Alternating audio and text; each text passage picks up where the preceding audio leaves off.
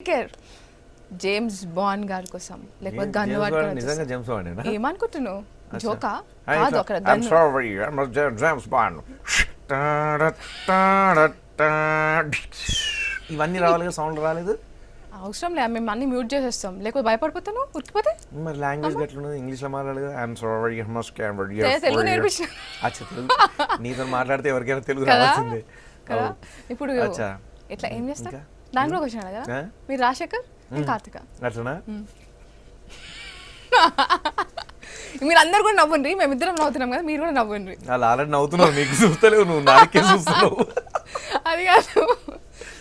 ఊకే rose rose rose rose అని ఎందుకంటూ అచ్చా నువ్వు రాజశేఖర్ గారు అంటే హీరో రాజశేఖర్ గురించి హీరో రాజశేఖర్ ఇంకా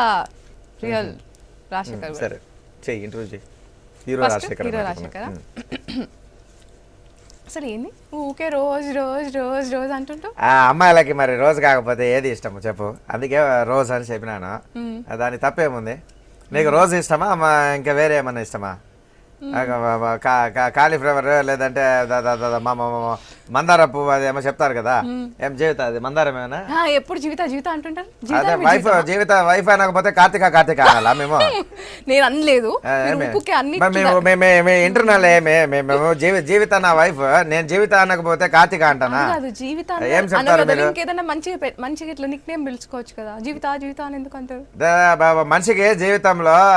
నష్టం వచ్చినా జీవితంలో నష్టం వచ్చిందని చెప్తారు